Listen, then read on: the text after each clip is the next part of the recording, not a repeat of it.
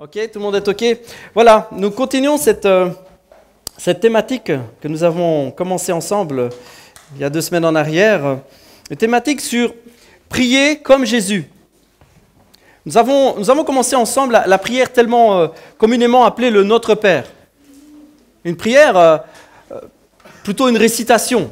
C'est devenu avec les années une récitation, c'est-à-dire des phrases que l'on répète et qui ont perdu leur sens, leur force.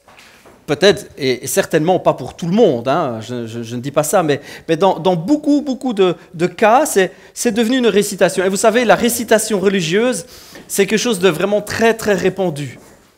Très répandu. Dans beaucoup de religions, on retrouve cette idée de réciter des textes, ou des textes, des chants, des prières, de réciter.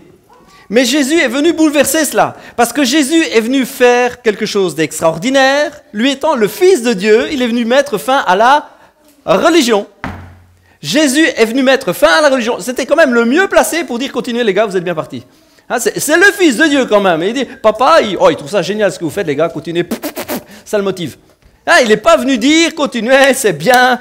Papa est content, il est fier, d'ailleurs il m'envoie juste pour vous filer une médaille. Non, il est venu dire les gars, c'est pas comme ça que ça se passe. En réalité, il est venu casser la religion.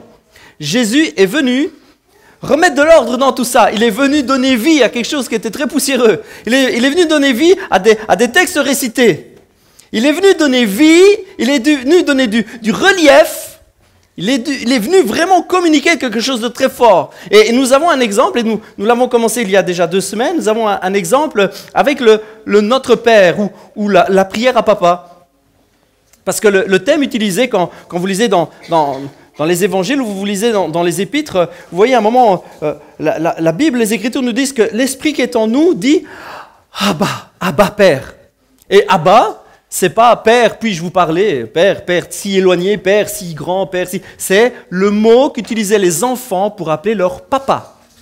Donc c'est pas « Père », c'est « Papa ». Allez-y, hein, papounet, hein, vous pouvez y aller. Vous pouvez prier en disant « Papa ». Et vous pouvez le tutoyer. Je sais qu'il y en a qui prient Dieu en le vous voyant. Il n'y a rien de mal à ça. Hein. Continuez si vous êtes à l'aise avec ça. Continuez. Il n'y a aucun souci avec ça. Mais on peut être très familier avec le Seigneur. On peut être très familier avec Dieu tout en étant respectueux. Tout en reconnaissant qu'il est Dieu. Mais il est tellement intime à nous. Il s'est tellement présenté comme quelqu'un d'intime, comme un Dieu intime, un Dieu proche. Un Dieu vraiment qui vit dans notre cœur. Nous l'avons vu ensemble il y a 2 semaines. Il vient vivre en nous. C'est vraiment une révélation extraordinaire. Il est si intime qu'on peut lui dire papounet. On peut le tutoyer. On dit papa, tu sais aujourd'hui, je l'ai pas là. J'ai la flemme papa. Fortifie-moi, aide-moi. Donne-moi du boost, donne-moi ton feu. Oh papa. Ah papa, oui on peut vraiment se déverser devant lui, on peut lui raconter toutes nos misères, on peut lui raconter notre cœur, et nous allons continuer dans cette prière, le Notre Père. Nous avons vu ensemble la première partie, et la deuxième partie, j'avais passé une petite partie, j'avais à cœur vraiment de vous apporter cela. On a commencé avec la première phrase qui dit « Père ». Vous vous souvenez, Père, alors que les disciples et les gens qui sont là, les religieux ont l'habitude de dire Dieu d'une manière tellement éloignée, c'est un Dieu tellement inatteignable, intouchable. Il vient et dit, papa, ça doit les bouleverser, c'est certain, ça doit vraiment changer quelque chose pour eux. Et puis, il continue en disant que ton nom soit respecté, que ton règne vienne. Les phrases dans le grec veulent dire vraiment qu'on te reconnaisse pour Dieu, que tu sois reconnu comme étant le vrai Dieu, le seul Dieu. C'est vraiment une première partie qui nous invite, si on veut prier comme Jésus, à apprendre à connaître Dieu, à le connaître comme un papa.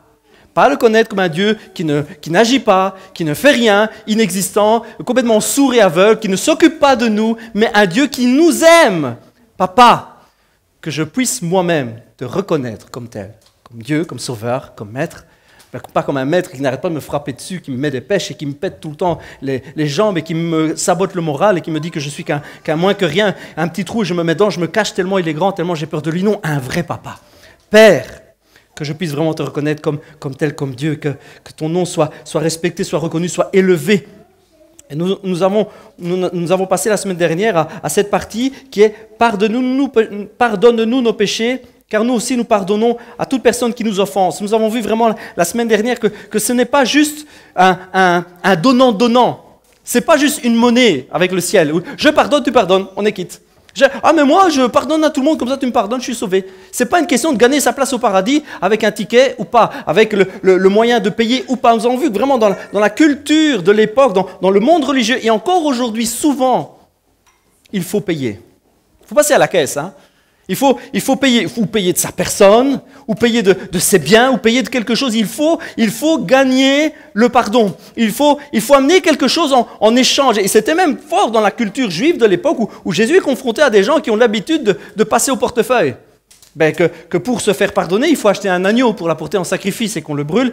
Et voilà, ça nous coûte et c'est quelque chose qui sort de nous et c'est dans les mentalités, c'est normal. Et je vous disais, c'est vrai, c'est quelque chose de tellement commun et de tellement dit, on paye ses dettes. On paye sa dette à la société quand on a fait le mal, on sort de prison, on paye sa dette. On a payé sa dette, on a fait quelque chose avec un voisin, on lui rend un service en échange pour qu'on adoucisse un peu son caractère et puis comme ça, voilà, échange de bons procédés, j'ai payé. Ou alors on monnaie avec papa ou avec maman quand on avait une grosse bêtise, hein, et qu'ils nous disent je n'ai puni de sortie pendant autant de mois ou autant de semaines, et puis on prépare la table du déjeuner. Hein, on repasse, on nettoie, on essaie de faire les gentils, on lave la bagnole, je sais pas, mais on fait tout ce qu'on veut, et puis en fait on monnaie. On arrive et on donne quelque chose en échange. C'est très fort dans nos mentalités, c'est attaché à nous. On ne peut pas faire autrement que ça. C'est presque inscrit dans notre ADN. Pour se faire pardonner, on se fait pardonner. Mais avec Jésus, c'est différent. Jésus nous explique et nous montre que « Père, pardonne-moi ». Ça se demande, c'est un état de cœur. Il ne faut pas, à ce moment-là, prouver quoi que ce soit. Il faut amener un cœur, c'est un état d'esprit. Nous l'avons vu la semaine dernière. Si le cœur vous en dit, vous pouvez suivre les messages sur Internet. Je pense qu'ils sont décalés d'une semaine ou deux, hein, le temps qu'il y a tout ce qui est technique derrière, la mise en place de plusieurs caméras, etc. C'est vraiment un travail de fou, hein. On peut le dire, c'est vraiment un travail de fou, ça prend des heures par semaine, il y a des frères qui se donnent pour ça, c'est extraordinaire, ils se donnent pour qu'on puisse avoir les messages sur Internet, c'est extraordinaire. Et si le cœur vous en dit, dans une semaine ou deux, vous pourrez voir les semaines précédentes, ça s'appelle « Prier comme Jésus » 1, 2, et aujourd'hui nous passons à 3, prier pour les besoins.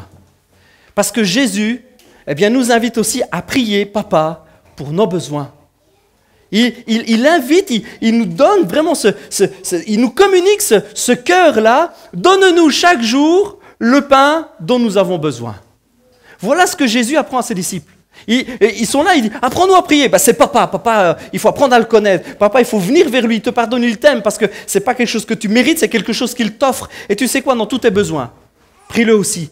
Apprendre à venir chercher auprès de Dieu, apprendre à recevoir de lui. Donne-nous chaque jour le pain dont nous avons besoin. Nous allons voir ensemble deux pensées rapidement, et j'aimerais vraiment être rapide. Premièrement, apprendre à vivre par la foi jour après jour. Je vous donne les thèmes, hein, comme ça si vous endormez, vous savez au moment où vous vous réveillez, plus ou moins où vous êtes. Apprendre à vivre par la foi jour après jour. Dépendre de papa et lui remettre tout notre avenir, premier point. C'est long, mais vous allez voir, en fait ça se résume. Apprendre à vivre par la foi, vraiment, jour après jour. Et deuxième point, prier comme Jésus, prier papa, c'est recevoir l'une des plus grandes clés, un des plus grands secrets pour la paix du cœur. Le contentement. Yeah, ça emballe tout le monde, ça. Contentement. Mais aussi le désir de donner. Les deux vont ensemble. Le contentement et le désir de donner. On va voir ces deux points-là assez rapidement. On avance. Beaucoup de chrétiens pensent, apprendre à vivre par la foi, beaucoup de chrétiens pensent que pour recevoir, il faut apprendre à demander. Vous êtes d'accord avec ça? Tout le monde pense ça. Moi, je pensais ça. Alors, je voudrais vous épargner un détour de 30 ans. Tant qu'à faire, si je peux vous épargner un détour de 30 ans, il m'a fallu 30 ans pour comprendre ça. Apprendre à recevoir. Apprendre à recevoir, c'est apprendre à vivre par la foi, apprendre à prier papa. C'est pas apprendre à demander. C'est apprendre vraiment à recevoir. Pas à demander, mais à recevoir. On pense, et dans beaucoup de cœurs, et je sais ce que je pensais, pour recevoir, il faut beaucoup demander. Pour recevoir, il faut beaucoup insister. Il faut retrousser ses manches. Et ce qu'il faut, c'est surtout pas se relâcher. Et insister, et demander, et répéter, et demander tout ce qu'on a besoin, et faire la liste de tout ce qu'on a besoin, et vraiment venir devant Dieu, devant papa, et dire Seigneur, j'ai besoin de ça, j'ai besoin de ça, j'ai besoin de ça, et lui casser presque les pieds, et venir vraiment insister. On peut avoir cette idée-là. On peut avoir cette impression-là que pour recevoir, il faut beaucoup demander. Et que prier pour avoir des exaucements, c'est beaucoup demander.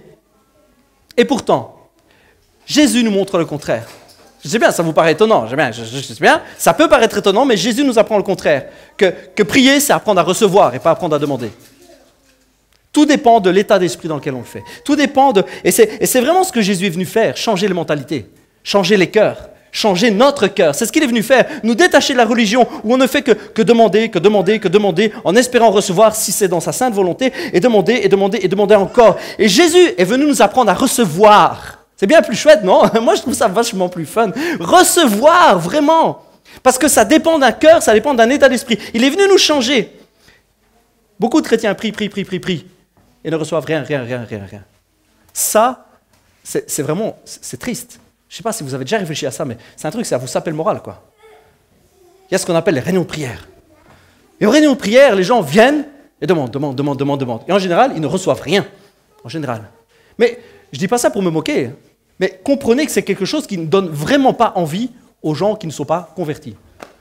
S'ils savent le nombre de fois que vous demandez des trucs et vous ne les recevez pas, franchement, ils ont du mal à croire. Hein. Ils ont du mal à croire que Dieu existe. Ils ont du mal parce qu'on n'apprend pas à recevoir, on apprend à demander.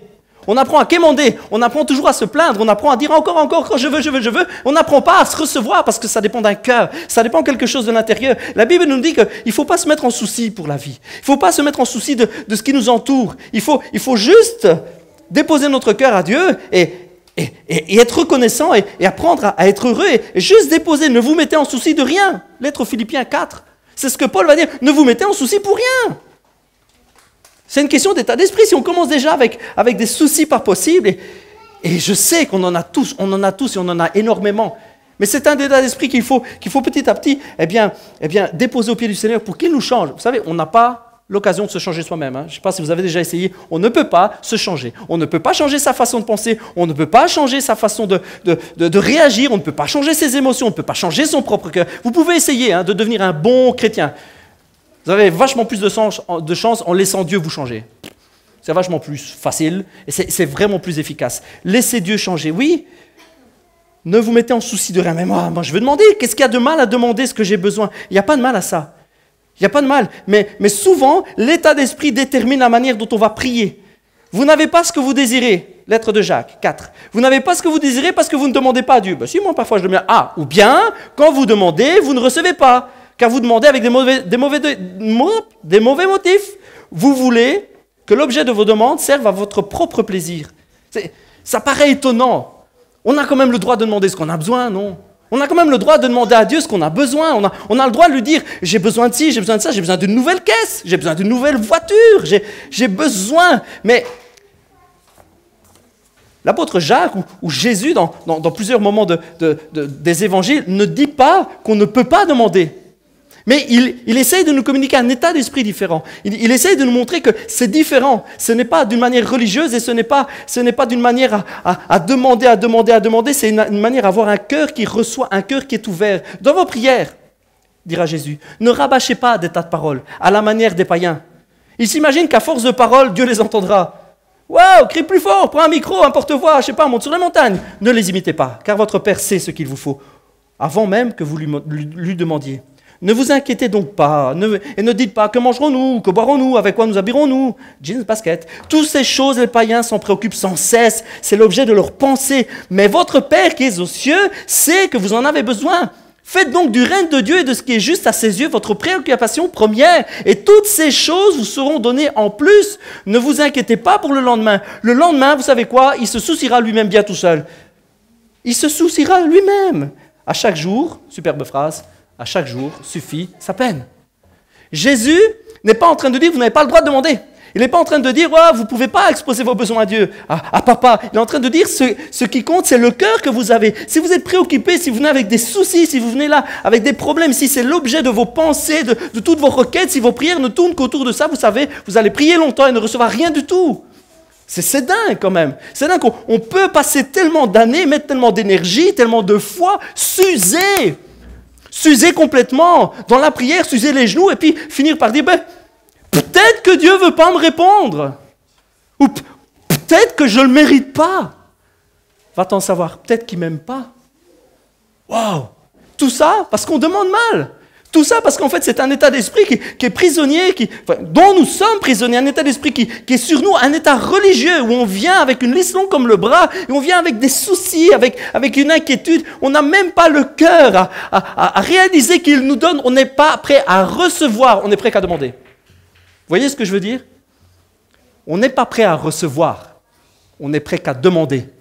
On n'est pas là avec un cœur en disant à l'avance, je sais qu'il connaît, je sais qu'il me donnera. À la limite, je n'ai même pas besoin de lui dire, il le sait. Mais je viens déposer mon cœur, je viens déposer mon âme, je me dépose, je me mets devant lui et j'attends qu'il me donne. Je veux recevoir de lui. Ce n'est même pas que je vais demander sans cesse, je vais recevoir tellement de paroles pour rien, tellement de requêtes pour rien.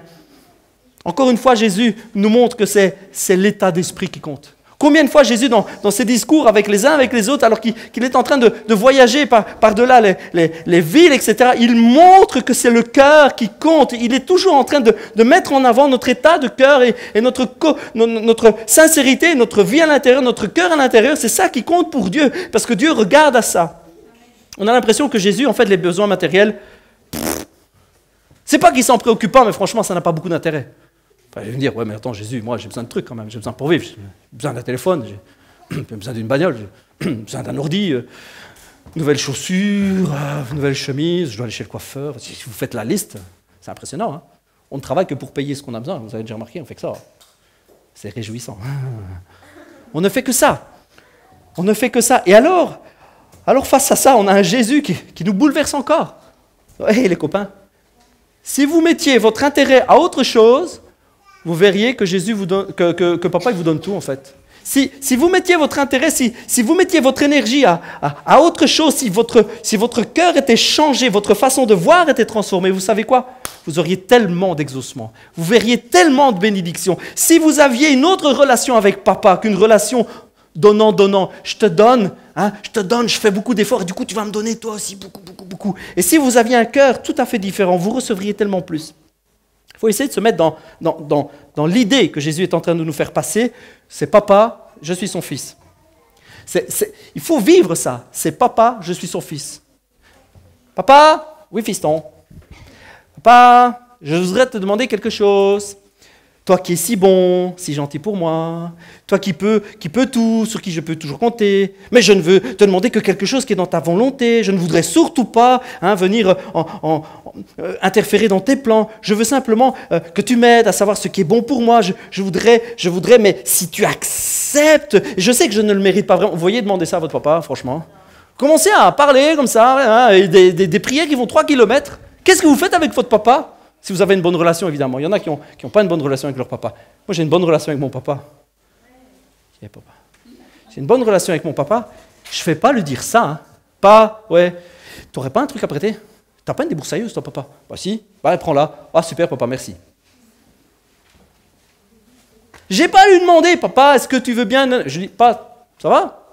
Je peux l'emprunter ou pas? Si c'est pas bon, il me dira non, c'est tout. On va pas en faire tout un fromage. Il sait ce qui est bon pour moi. C'est mon papa, il m'a élevé quand même, non? J'allais dire, il m'a mis au monde. Non, ça c'est maman, hein, mais il sait ce qui est bon pour moi. Et je peux lui parler simplement. Je peux venir à lui simplement. Je peux venir sans grande pompe, sans grande formule. Je peux venir sans récitation. Je viens, c'est papa, quoi. Je viens à la maison. Je suis chez moi. Ce qui est à lui est à moi. Enfin, plus trop maintenant, mais avant, oui. Quand on habite à la maison, ce qui est à lui est à nous, et ce qui est à nous est à lui. Ça fait un tout. On fait partie du foyer, on fait partie de la maison. Jésus nous montre que les besoins matériels, papa les connaît. Dieu les connaît. Lui faire connaître, c'est normal. Lui demander de nous aider, c'est normal. Lui demander s'il est d'accord de nous aider, ça c'est bizarre. Ça c'est bizarre. Les milieux religieux passent tellement de temps à demander des choses à Dieu et à lui dire ensuite, si jamais tu veux bien. Si jamais tu veux bien, est-ce que c'est normal de vouloir nous aider ou pas? Est-ce que tu veux nous bénir ou pas? C'est normal, Dieu veut nous bénir, Dieu veut nous aider. C'est logique, c'est normal. Et si nous demandons quelque chose pour aller dans son sens à lui, si nous demandons parce que notre préoccupation, comme Jésus l'a dit, si notre préoccupation c'est de faire avancer le job, c'est de faire avancer le règne de Dieu, si notre préoccupation c'est les mêmes préoccupations que du cœur de Dieu, on ne doit pas se soucier, on ne doit pas se casser la tête. Nos besoins, il les connaît, on peut s'approcher de lui, on peut lui demander librement et il nous donnera. Et si même jamais, on se plante sur un truc, vous savez quoi? Il ne va pas nous flyer directement. Si on se plante sur quelque chose, il dira juste, non, ça, moi, je trouve que c'est pas bon pour toi. Ok, papa. C'est aussi simple que ça. C'est aussi simple. Si notre cœur est changé, c'est une question d'état d'esprit. On n'est pas là pour toujours demander, on est là pour recevoir avec un cœur gros comme ça. Et parce que notre préoccupation, ce n'est pas nos biens à nous, ce n'est pas nos besoins, nous ne sommes pas centrés sur nous-mêmes, mais nous voulons juste faire avancer son règne sur terre. Faites du règne de Dieu, faites de son royaume votre préoccupation principale, votre préoccupation première. Faites du règne de Dieu sur terre, de l'avancement de l'Église, faites du bonheur de ceux qui sont autour de vous votre préoccupation première. Faites de votre prière, de votre centre de prière, les besoins d'abord des autres. Et vous verrez que Dieu vous comblera, vous. Pas l'air d'avoir beaucoup d'approbation là-dessus, pourtant j'avais bossé. Faites des autres votre préoccupation première. Et vous verrez que Dieu vous comblera. Vous savez pourquoi? Parce que c'est le cœur de Dieu. Jésus n'a pas regardé à ce qu'il était, n'a pas regardé au ciel de gloire, n'a pas regardé à la gloire éternelle de toute éternité d'avant, de toute éternité d'après. Ça fait 2 éternités. Je ne sais pas comment on fait pour les additionner, mais je sais que c'est long. De toute éternité, il est Dieu. De toute éternité, il est la parole. Il est la lumière. Il est tout ce que vous pouvez imaginer de plus beau, de plus extraordinaire. Il ne regarde pas à ça. Il ne regarde pas à lui. Il regarde à nous. Quitte le ciel. Quitte la gloire, quitte la présence du Père, se retrouve sur terre, endosse notre peau comme on endosse une tenue de plongée, il se met dedans, et puis quand il est dedans, il dit « Punaise, ça pue, c'est pas génial ». Il est dedans, il vit comme nous, il souffre comme nous, il est attaqué de toutes parts, il finit par mourir, pire que nous. Parce qu'il n'a pas regardé à ses besoins, il n'a pas regardé à lui, il a regardé à nous. Et la Bible nous dit que le Père l'a élevé au-dessus de tout ce qui est imaginable. Alors qu'il n'a pas regardé à lui, il a reçu toute autorité. Il le dit, le Père m'a remis toute autorité. C'est un truc de ouf, quoi. Parce qu'il n'a pas regardé à lui-même, parce qu'il nous a aimés d'un amour extraordinaire. Si nous sommes, et si nous recevons cette mentalité, si nous recevons le cœur de Dieu, si nous nous laissons changer par lui, si nous avons le désir d'être changés, alors... C'est vrai, notre mentalité change. Alors, nous n'allons plus venir demander, nous allons venir recevoir. Recevoir parce que nous allons venir pour recevoir, pour bénir les autres. Nous allons venir pour pouvoir partager. Oui, faire connaître nos besoins à papa, c'est tout à fait normal. Avoir notre cœur omnibulé et nos pensées toujours vers ce qui est ici et ce que nous voulons recevoir et ce qui est cher à nous. Et si c'est que pour nous, c'est sûr, ça va venir mettre des barrières. Jésus nous invite à proclamer le bien sur les gens. C'est quelque chose d'extraordinaire. La mentalité que Jésus essaye de communiquer à ses disciples, ce n'est pas une mentalité où je viens sans cesse demander, c'est je viens recevoir pour donner à mon tour. Je viens recevoir, je viens être rempli, je viens bénir les autres en fait. Évangile de Jean, chapitre 14. Vraiment, je vous l'assure, celui qui croit en moi accomplira lui-même les œuvres que je fais. Il en fera même de plus grandes parce que je vais auprès du Père. Et quoi que ce soit que vous demandiez en mon nom, je le réaliserai pour que la gloire du Père soit manifestée par le Fils. Je le répète, si vous demandez quelque chose en mon nom, je le ferai. Waouh! Ça, c'est de la balle, hein, excusez-moi. Ça, c'est de la balle, hein. Vous demandez un truc à Dieu, et Jésus s'engage, il engage son papa, il s'engage là-dessus, il dit... Quoi que ce soit. On peut demander une voiture, alors on peut demander une voiture, alors on peut demander... Quoi que ce soit. C'est un truc de ouf. Accomplir les mêmes œuvres que Jésus. Tout ce que nous avons besoin pour accomplir les œuvres de Jésus, Dieu veut nous les donner à fond, à max. C'est pas qu'il veut nous donner une petite mesure, juste un petit peu comme ça, parcimonie, surtout pas de gaspillage. Il veut nous donner pour que nous soyons remplis. Il veut nous donner vraiment énormément. Il veut nous combler de tout ce que nous avons besoin. Tu veux servir Dieu, tu as besoin d'une nouvelle voiture. Vas-y, demande, quoi. Je sais pas, moi. Et je dis pas que la voiture va servir qu'à servir Dieu, hein, c'est pas que je suis pas en train de dire ça. Je dis, mais si tu as le cœur pour servir Dieu, si ton cœur à toi c'est les autres, tu as la passion des autres, si tu veux accomplir les mêmes œuvres que Jésus, tu peux y aller, demande la caisse. Il n'a pas l'air de me croire, hein. Je me suis retrouvé et j'ai dit, papa, j'aimerais bien une voiture. Alors, je l'aimerais bien noire. Break de préférence. Si je pouvais avoir le cuir, ça me ferait plaisir. Pourquoi? Parce que j'ai des petites qui vomissent souvent en voiture. Et... Le cuir, c'est génial. Passer une lavette, c'est super cool. Le GPS, tant qu'à faire. Puis tu sais, des fois, je vais par-ci, par-là, ce serait bien. Le cruise control, ça, j'avoue, c'est génial quand vous êtes sur l'autoroute. J'ai fait ma liste. Je vous assure, j'ai fait ma liste. C'est pas que j'ai dit à Dieu, il me faut absolument ça. Je dis, papa, tu sais que j'aimerais bien. Premièrement, ça me ferait vachement plaisir. Et puis tu sais, c'est pas juste pour m'enorgueillir, non, mais voilà, ça va me servir. Moi, j'ai un cœur pour toi. J'y ai plus pensé. Je me suis retrouvé avec une voiture que j'ai achetée dans le budget exact que j'avais mis au pied de Dieu parce que je n'avais pas plus de 5 000 €. J'ai eu 5 000 € tout pile. J'ai eu une break noire, cuir, GPS, avec toit panoramique, ça je ne l'avais pas demandé. J'ai eu les feux xénon, je ne l'avais pas demandé non plus. Waouh! C'est réel. Je ne suis pas en train de vous mener en bateau, c'est réel. Ce n'est pas une question de venir toujours demander, c'est une question de venir recevoir. Mon cœur à moi, c'est pas je veux posséder, Seigneur. Papa, j'en ai besoin. Je te mets mon besoin et après c'est ton affaire, hein. Tu fais ça comme tu veux, tu règles ça comme tu veux, c'est toi qui me donnes. Moi je suis là pour te servir, je veux te servir davantage. Dieu a vraiment répondu à mes envies. C'est un truc de ouf, quoi. C'est extraordinaire. Vous pouvez même dire amen si vous voulez, hein, si le cœur vous en dit. Yeah. Moi je me suis retrouvé avec une super caisse, entre guillemets, dans le budget que je voulais. C'est juste extraordinaire, c'est un exemple parmi tellement. Tellement d'exemples, tellement de personnes pourraient vous dire...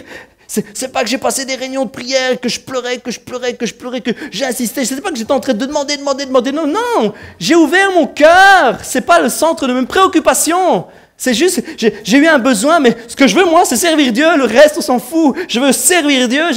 J'avais un cœur pour ça. Et c'est pas que Dieu me récompense. Comprenez bien. Dieu ne récompense pas parce que lui, c'est un bon petit chrétien, on va lui donner une belle petite voiture. Ça n'a rien à voir. C'est une question qu'il me donne pour me faire plaisir. Vous savez pourquoi? Parce qu'il m'aime. C'est le meilleur des papas. Il m'aime. S'il me donne ce que j'ai besoin et même ce que j'ai envie parfois, c'est parce qu'il m'aime. Je ne mérite rien. Je ne mérite absolument rien. Il ne me donne pas tout ce que j'ai envie tout le temps, mais il comble mes attentes. Oui, ce que Jésus a fait, nous sommes invités à le faire aussi. Et dans le texte grec, le mot demander, le verbe demander, c'est aiteo. Et dans le grec ancien, c'est demander, c'est vrai, c'est prier, mais c'est aussi désirer. Donc, ce que vous désirez, en mon nom, je le réaliserai. C'est aussi appeler à. Donc vous appelez quelque chose sur quelqu'un. C'est exiger. Le mot va jusqu'à exiger. Vous pouvez traduire, dans le grec, vous pouvez utiliser la traduction exiger. Ça se traduit, c'est le bon mot. Donc vous pouvez dire, et tout ce que vous exigerez en mon nom, je vous l'accorderai. Wow, ça prend tout de suite une autre dimension. Je le répète, parce qu'il faut être sûr de son coup quand même. Si vous exigez quelque chose en mon nom, je le ferai. Si vous êtes comme moi, si vous avez le cœur comme moi, je dis, Seigneur, guérison maintenant. Guérison sur la personne. Au nom de Jésus, guéris, marche, debout, marche. Mal de tête, tu fous le camp. Guérison maintenant. Si vous exigez, vous avez le cœur pour Dieu. Dieu s'engage à le faire. Wow. On a l'autorité pour ça.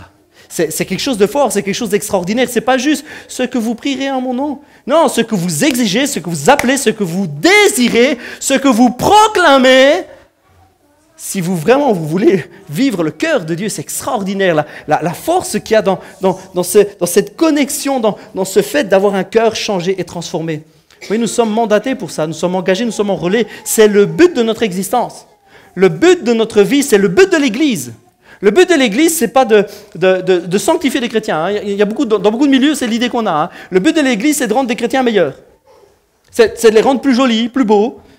Parce qu'on traduit l'Apocalypse, voilà, alors les termes, hein, excusez-moi pour les termes, mais l'épouse, on rend l'épouse qui lave sa robe dans le sang de l'agneau. Alors ça fait bizarre comme mot, hein, je sais bien, ça fait bizarre, mais c'est très poétique, c'est dit avec des langages de l'époque, avec des mots de l'époque, mais l'idée c'est que l'Église se rend, c'est comme ça qu'on comprend, se rend plus sainte pour rencontrer Dieu. C'est l'idée qu'on s'en fait. Hein. Ce n'est pas l'idée de Dieu, hein, croyez-moi. Vous ne pouvez pas être plus saint que si vous avez la sainteté de Dieu sur vous. Hein. Si vous avez Jésus sur vous, vous ne pouvez pas être plus saint que ça. Hein. Vous connaissez une astuce pour être plus saint que ça, vous? Moi, je ne la connais pas. Si vous avez revêtu la sainteté de Jésus, si vous croyez en son sacrifice et que vous dites « viens sur moi », vous êtes tranquille avec ça. Hein. Ça ne veut pas dire qu'on va faire tout et n'importe quoi, c'est pas ça qu'on est en train de dire, mais ça veut dire qu'on ne pourra pas être plus saint que ça. L'idée, c'est de toujours chercher à être revêtu de ça. On a un verset qui nous dit « recherchez la sanctification sans laquelle personne ne verra Jésus ». Sans laquelle personne ne pourra être sauvé. Recevez, recherchez la sanctification. Et il y en a beaucoup qui se disent, ah du coup, je vais devoir faire plein d'efforts, je vais devoir beaucoup demander à Dieu de ceci, cela. Et en fait, le texte grec dit, poursuivez pour atteindre. Le terme grec, c'est courir après, c'est vraiment textuellement le mot qui dit courir pour attraper. Ce n'est pas quelque chose que l'on produit soi-même, c'est quelque chose une chose après laquelle on court, qu'on attrape et dont on se revêt. C'est la sanctification, c'est la sainteté. On peut pas être plus saint que ce que Jésus met sur nous. On ne peut pas être ça. Nous sommes mandatés pour faire comme lui, nous sommes mandatés pour délivrer, pour guérir, nous sommes mandatés pour appeler la bénédiction. Oui, si nous sommes dans cet état d'esprit, si nous voulons vraiment faire du règne de Dieu et de l'avancement du règne de Dieu sur terre, si nous faisons de ça nos préoccupations, si notre préoccupation c'est les gens, c'est leur malheur, si ce que nous voulons c'est qu'ils connaissent la liberté de l'évangile, si ce que nous voulons c'est qu'ils soient guéris, si ce que nous voulons c'est qu'ils connaissent Papa, si ce que nous voulons c'est que l'Église grandisse, pas dans le terme « l'Église locale avec ses membres », mais si nous voulons vraiment que Jésus soit connu sur terre, si c'est ce que nous voulons, Dieu nous donnera tout ce qu'il faut pour y arriver. Et si nous sommes sans souci par rapport à ça, c'est tout ce que Dieu nous donnera, ce sera vraiment pour avancer et Dieu nous comblera. C'est quelque chose d'extraordinaire. Oui, apprendre à recevoir, avoir un état d'esprit où nous recevons, nous sommes devant Dieu. Ce n'est pas que nous demandons tout et n'importe quoi, ce n'est pas que nous sommes sans cesse à vouloir qu'il comble tous nos petits désirs, mais notre cœur est changé. Ce que nous voyons, c'est le service, c'est l'avancement de son règne. Et Jésus engage son nom et son papa. Ce que vous demanderez à papa en mon nom. Nous avons besoin, c'est vrai, de choses dans la vie, nous avons besoin de tout ça, mais Dieu s'engage. Et Jésus engage son propre nom, à ce que nous puissions recevoir tout ce que nous avons besoin. Oui, priez comme papa. Priez comme Jésus, priez papa et lui demander ce que nous avons besoin chaque jour. Donne-nous chaque jour le pain dont nous avons besoin. Ce n'est pas dans le sens que chaque jour nous allons lui demander j'ai besoin aujourd'hui de ça, un petit peu de margarine, un petit peu de beurre et une tranche de café avec un café, ce serait génial. On n'est pas là pour faire ça. Mais l'idée de chaque jour, c'est lui faire confiance pour tous les jours qui vont arriver. C'est lui faire confiance pour notre avenir. C'est lui faire confiance pour toute notre vie. C'est faire confiance à papa. C'est faire confiance à tout ce qu'il peut faire pour nous. Priez comme papa. Oui, papa, donne-moi toi. Je veux pas mettre tous mes efforts, toutes mes larmes et faire le principal sujet de mes prières, mes besoins matériels. Papa, je veux apprendre à recevoir. Je veux apprendre à avoir ton cœur à toi. Je veux apprendre à voir ce qui est important. Je veux apprendre à voir ce qui est indispensable, ce qui fait vraiment avancer ton règne. Seigneur, papa, je veux apprendre, je veux que tu me changes, je veux te faire confiance pour aujourd'hui, mais pour demain, et pour après-demain, et pour après-après-demain, et pour la semaine prochaine, et pour le mois prochain, et pour l'année prochaine, et pour toujours, et pour l'éternité. Je veux apprendre à te faire confiance, je veux vraiment que tu me combles, et pour que je puisse, moi, donner aux autres, oui, ce dont nous avons besoin. Je vais passer parce que ça va être trop long.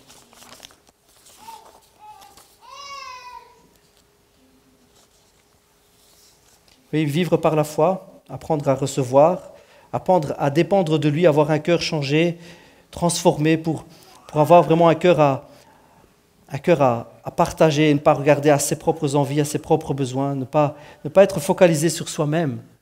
Vraiment apprendre à recevoir de Dieu, ne pas être là toujours en demandant, mais apprendre à avoir un cœur ouvert. Tu sais ce dont j'ai besoin, je veux marcher avec toi, je veux faire ta volonté, je veux gagner des choses avec toi, je veux accomplir des choses avec toi, apprendre à recevoir. Je vais directement à la fin, peut-être pendant que l'équipe musicale se prépare. Apprendre le contentement. Apprendre le contentement. Je sais bien que pour beaucoup de personnes, si je dis contentement, ça a tout de suite une connotation de « Ah ok, d'accord, on ne peut pas avoir de grands rêves alors. On ne peut pas avoir de projet. Il faut se contenter de ce qu'on a. Quoi. On ne peut pas vouloir plus, ça non. On ne peut pas vouloir plus. » Je sais que ce passage-là, moi, c'est comme ça que je le comprenais avant et ça m'a fait du tort quelque part. Ça m'a fait du tort parce que j'ai eu l'impression que je ne pouvais pas aspirer à plus. Je ne pouvais pas espérer plus. Quand on entend contentement, on peut peut-être comprendre zéro envie, zéro désir, zéro ambition, zéro projet. Voilà, tu te contentes de ta petite vie, tu fais rien. J'ai longtemps cru ça. Ce n'est pas du tout le cas. Ce n'est pas du tout le cas. Ce qui nous fait avancer, c'est les projets. Ce qui nous fait avancer, c'est les rêves. C'est les défis. Ce qui nous fait avancer, c'est ce que nous allons vouloir accomplir avec le Seigneur demain et après-demain. C'est quoi le contentement alors?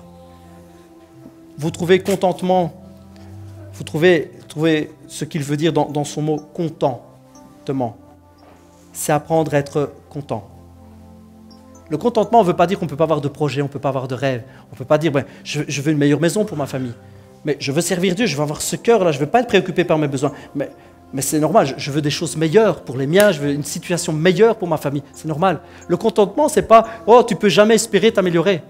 Le contentement, c'est apprendre à être heureux aujourd'hui. Tu peux rêver, hein? Tu peux rêver pour demain, tu peux rêver pour après-demain.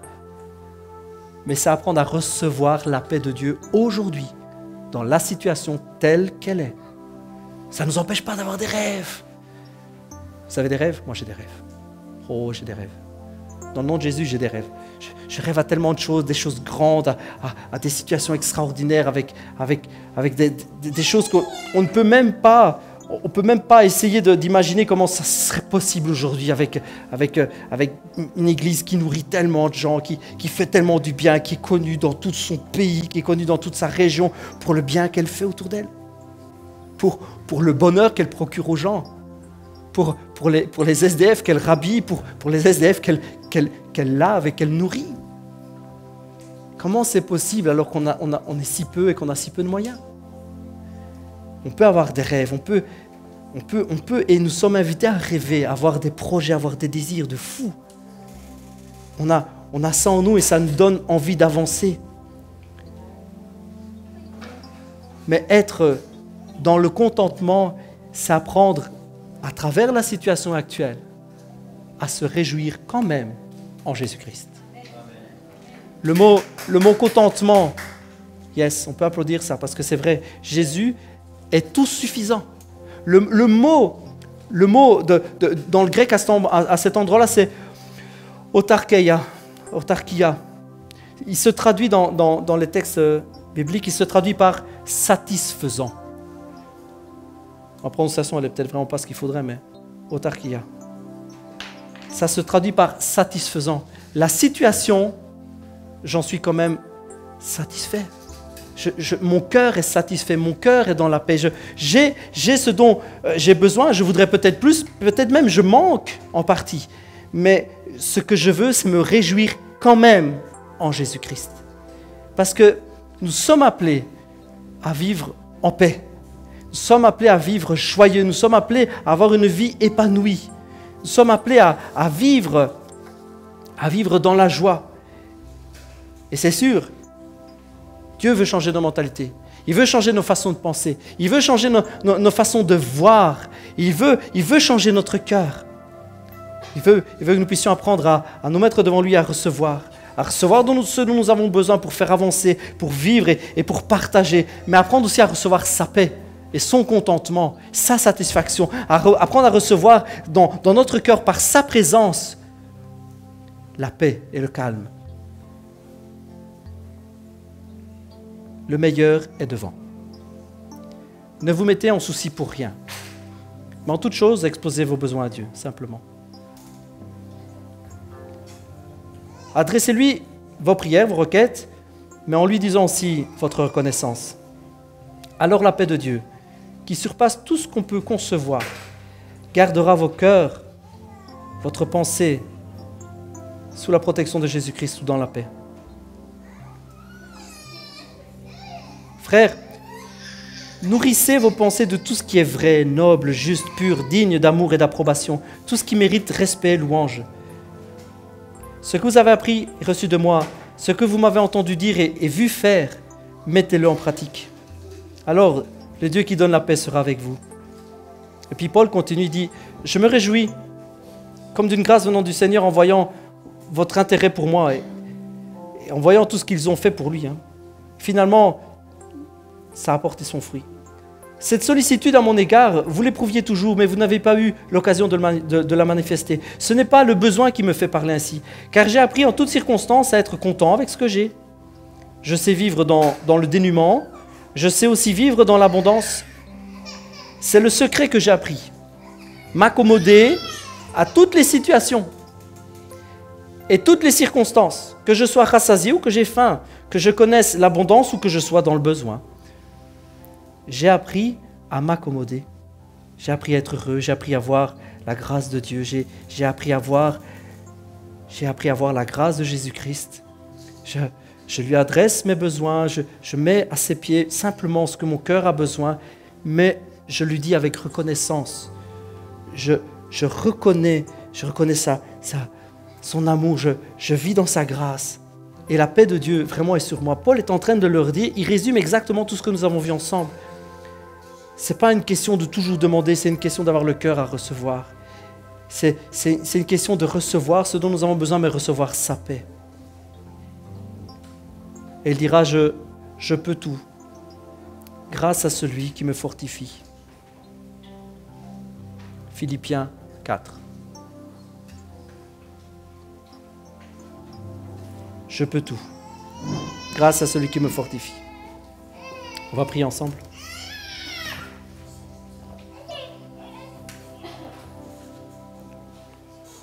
Merci papa, merci papa. Merci pour ton amour pour nous. Papa, avant tout, je veux te dire merci. Tu es juste extraordinaire. Ton amour est juste extraordinaire. Merci parce que tu combles nos cœurs, tu combles nos vies. Nous avons tellement de paix, tellement de joie à l'intérieur. Mais papa, je sais aussi que des personnes, que ce soit aujourd'hui ou demain, quand quelqu'un entendra ce message, mais je sais que des personnes, papa, souffrent d'un manque matériel, d'un manque de biens. Il y en a qui ont du mal à se chauffer, il y en a qui ont du mal à se nourrir, papa. Je sais qu'il y en a qui manquent tellement de choses. Papa, change nos cœurs à nous. Change nos mentalités, papa. Papa, nous voulons apprendre à recevoir. Pas toujours demander, mais nous voulons apprendre à recevoir. Nous voulons que tu changes nos cœurs, papa. Je te demande tellement simplement, mais sincèrement, change mon cœur. Change mon cœur afin que je puisse apprendre à recevoir et que je puisse apprendre à donner. Que je puisse apprendre à être content dans la situation dans laquelle je suis. Me réjouir en toi parce que tu es un papa extraordinaire. Et que je puisse apprendre à avoir cette mentalité, la même que toi, qui regarde aux autres, qui ne regarde pas à lui. Apprends-moi, papa. Je sais qu'il y en a qui souffrent, il y en a qui sont dans le manque et je veux être ce manque, je veux être celui qui va combler ce manque en partageant, en offrant. Je sais que tu peux nous donner au-delà de ce que même nous pouvons demander. Je sais que tu peux nous donner au-delà de ce que nous pouvons même imaginer afin de servir. Je sais que tu peux nous combler afin de pouvoir donner. Merci, papa. Parce que tu connais nos cœurs. Tu sais notre désir. Tu sais que nous voulons te servir. Merci, papa. Au nom de Jésus. Merci, papa. On va chanter un chant ensemble.